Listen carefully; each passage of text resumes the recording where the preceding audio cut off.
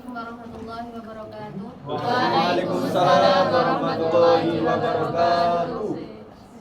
Pertama yang terhormat kepada Bapak Puspoko Konco selaku dosen pembimbing mata kuliah manajemen perkantoran yang teman-temanku yang berbahagia.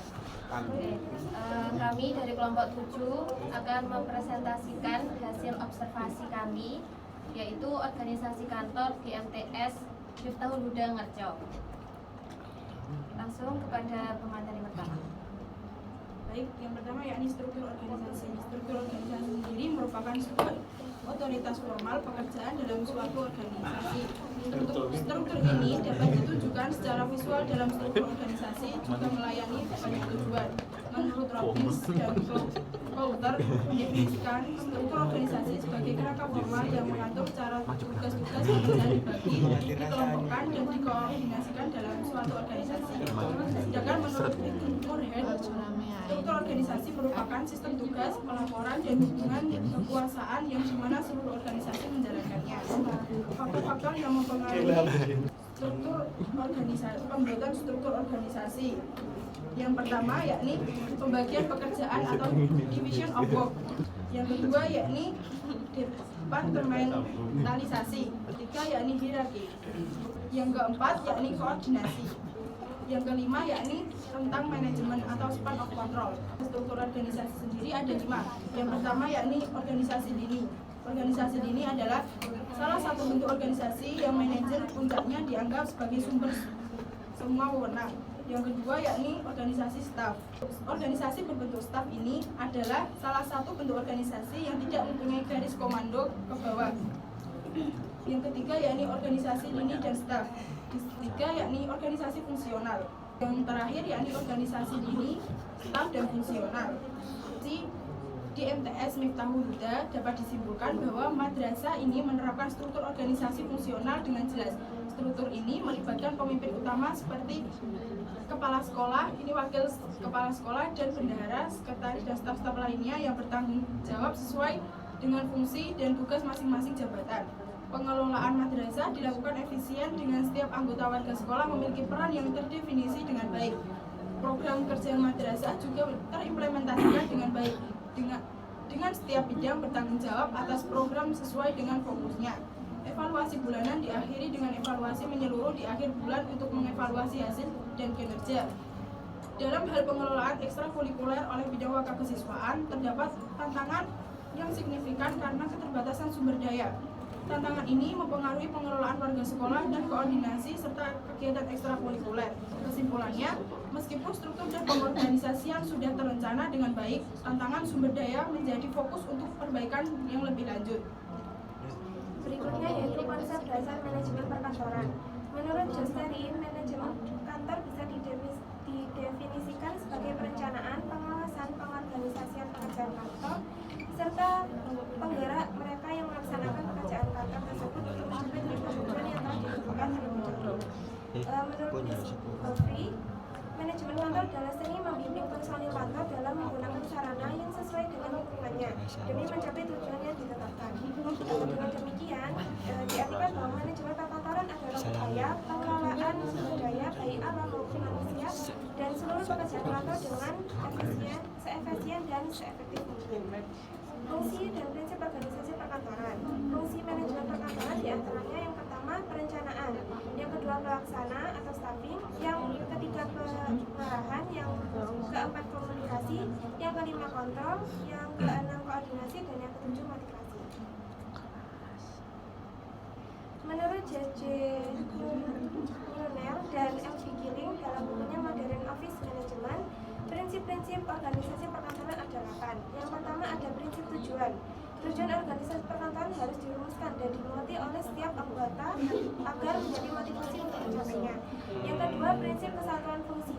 Setiap organisasi perkantoran terdiri dari sejumlah fungsi yang saling berhubungan dan harus bekerja sama untuk mencapai tujuan utama organisasi. Yang ketiga, prinsip hubungan individual. Organisasi yang efektif terbentuk dari pribadi-pribadi yang harus melaksanakan pekerjaan masing-masing dengan baik. Yang keempat, ada prinsip kesederhanaan. Organisasi perkantoran yang efektif bekerja berdasarkan kesederhanaan dan interaksi yang jelas. Yang kelima, prinsip wewenang sepadan dengan tanggung jawab.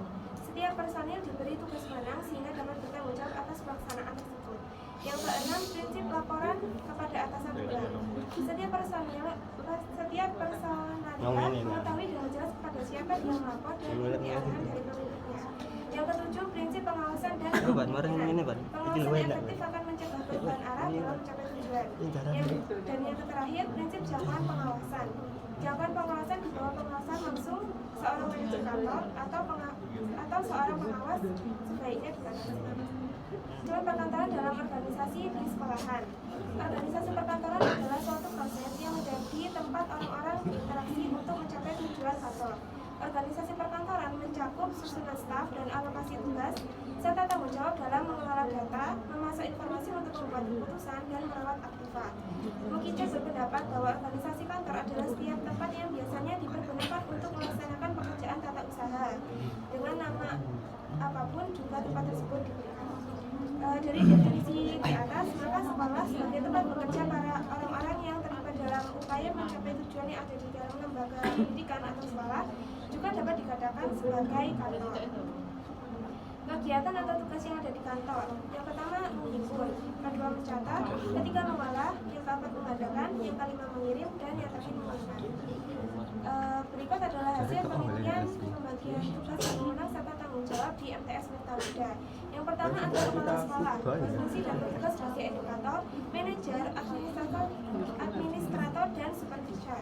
Pemimpin atau lembaga inovator dan motivator. Yang kedua, kepala tata usaha, mempunyai tugas melaksanakan ketatausahaan madrasah dan bertanggung jawab kepada kepala sekolah.